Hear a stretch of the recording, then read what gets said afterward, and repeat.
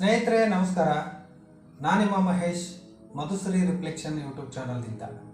ಸ್ನೇಹಿತರೆ, ಮಂದಿರ, ಮಸೀದಿ, ಚರ್ಚ್, ಮಠ ಮಾನ್ಯಗಳನ್ನು ಕಟ್ಟುವುದು ಸಾಧನೆಯಲ್ಲ.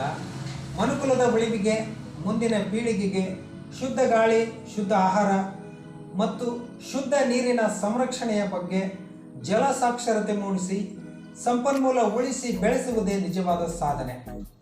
ಸ್ನೇಹಿತರೆ, ಪ್ರಕೃತಿ ಕೊಟ್ಟಿರುವ ನಿಸರ್ಗದತ್ತವಾದ ಕೊಡುಗೆಯಲ್ಲಿ ನೀರು ಮುಗಿದು ಹೋಗುವ ಸಂಪನ್ಮೂಲಗಳ ಪಟ್ಟಿಗೆ ಸೇರುತ್ತದೆ ಎಂದರೆ ತಪ್ಪಾಗಲಿಕ್ಕಿಲ್ಲ.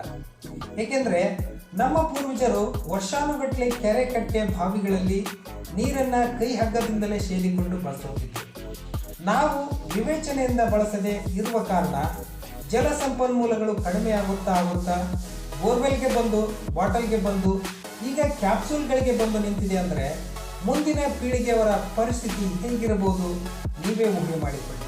ಈ ಕುರಿತು ಜಲ ಸಂರಕ್ಷಣೆ ನಮ್ಮ ಹೊಣೆ ಎಂಬ ಶೀರ್ಷಿಕೆ ಅಡಿಯಲ್ಲಿ ಜಲ ಸಂರಕ್ಷಣೆಯ ಅಂದರೆ ಜೀವಜಲದ ಮಹತ್ವವನ್ನು ತಿಳಿದುಕೊಳ್ಳೋಣ.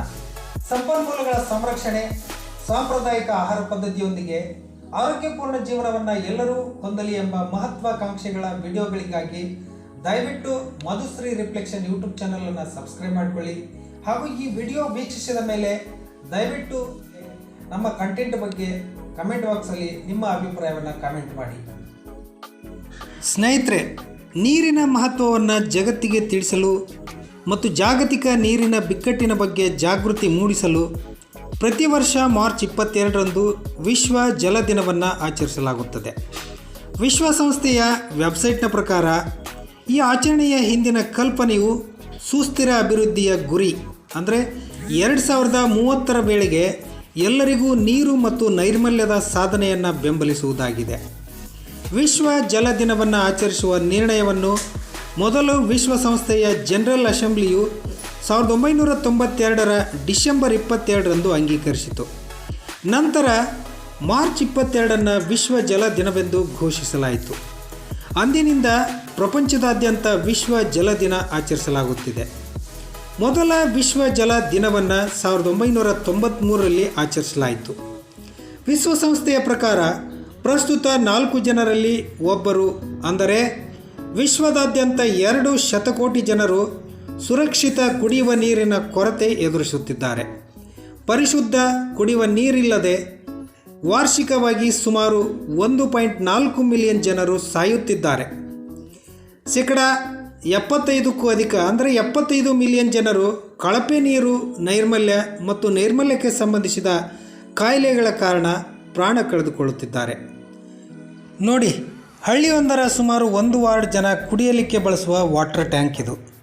ಸುತ್ತ ಕಡೆ ಎಲ್ಲ ಪಾಚಿ ಕಟ್ಟಿಕೊಂಡು ಕೊಳಕಾಗಿ ಹೋಗಿದೆ. ಇಂತಹ ನೀರನ್ನು ಕುಡಿದ್ರೆ ರೋಗ ಬರದೇ ಇರುತ್ತಾ?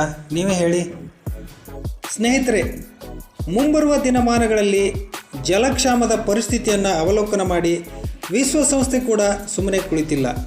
ಅಂದರೆ ತನ್ನದೇ ಆದ ಥೀಮನ್ನು ಹೊಂದಿದ್ದು ಪ್ರತಿ ವರ್ಷ ಈ ಕುರಿತಾಗಿ 10 ಹಲವು ಯೋಜನೆಗಳನ್ನು ಹಾಕಿಕೊಳ್ಳುತ್ತಿದೆ.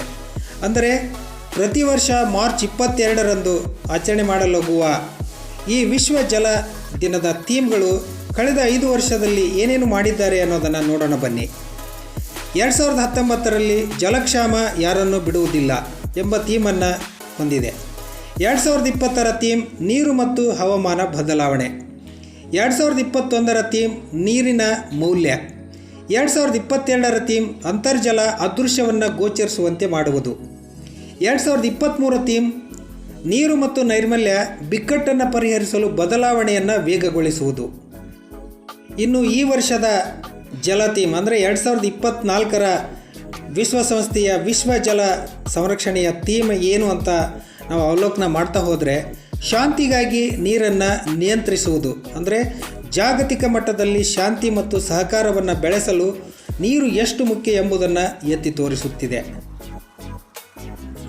ಸ್ನೇಹಿತರೆ, ಈ ಆಚರಣೆಗಳು ಕೇವಲ ಆ ದಿನಕ್ಕೆ ಸೀಮಿತವಾಗಿರದೆ, ಕೇವಲ ಫೋಟೋ ಹಾಗೂ ಸೋಷಿಯಲ್ ಮೀಡಿಯಾ ಪ್ರಿಯರಾಗದೆ, ಸ್ವತಃ ನಾವು ಕೂಡ ದೈನಂದಿನ ಜೀವನದಲ್ಲಿ ಜೀವಜಲ ಸಂರಕ್ಷಣೆಯ ಮತ್ತು ಸಂಪನ್ಮೂಲಗಳ ಸದ್ಬಳಕೆಯ ಮಹಾಕಾರ್ಯವನ್ನು ಅಳವಡಿಸಿಕೊಂಡಿದ್ದೇ ಆದರೆ ಮುಂಬರುವ ಗಂಭೀರ ಭೀಕರ ಕ್ಷಾಮದ ಪರಿಸ್ಥಿತಿಯನ್ನು ಹಾಗೂ ನೀರಿನ ಹಾಹಾಕಾರದ ಸಾವು ಸಂಭವಿಸುವ ಕೆಲವು ಕ್ಷಣಗಳನ್ನು ಮುಂದೂಡಬಹುದು ಅಷ್ಟೇ. ಆದರೆ ಅಂತಹ ಸಮಸ್ಯೆ ತಪ್ಪಿಸಲು ಯಾರಿಂದಲೂ ಕೂಡ ಸಾಧ್ಯವಾಗದ ಪರಿಸ್ಥಿತಿಯನ್ನು ನಾವು ತಲುಪಿದ್ದೇವೆ. ಮುಂದಿನ ಸಂಚಿಕೆಯಲ್ಲಿ ಈ ಜೀವಜಲ ಮನೆಯಲ್ಲಿ, ಬೀದಿಯ ಸಾರ್ವಜನಿಕ ನಲ್ಲಿಗಳಲ್ಲಿ ಹಾಗೂ ವಿವಿಧ ಜಲ ಸಂಪನ್ಮೂಲಗಳಲ್ಲಿ ಹೇಗೆ ವ್ಯರ್ಥವಾಗುತ್ತದೆ ಎಂಬುದರ ಬಗ್ಗೆ ನೈಜ ಸತ್ಯ ಸಂಗತಿಗಳನ್ನು ಅಂಕಿ ಅಂಶ ಸಮೇತ ನಿಮಗೆ ತಲುಪಿಸುತ್ತಿದ್ದೇವೆ. ಆಲಿಸಿದ್ದಕ್ಕಾಗಿ ಧನ್ಯವಾದಗಳೊಂದಿಗೆ ನಿಮ್ಮ ಮಹೇಶ್.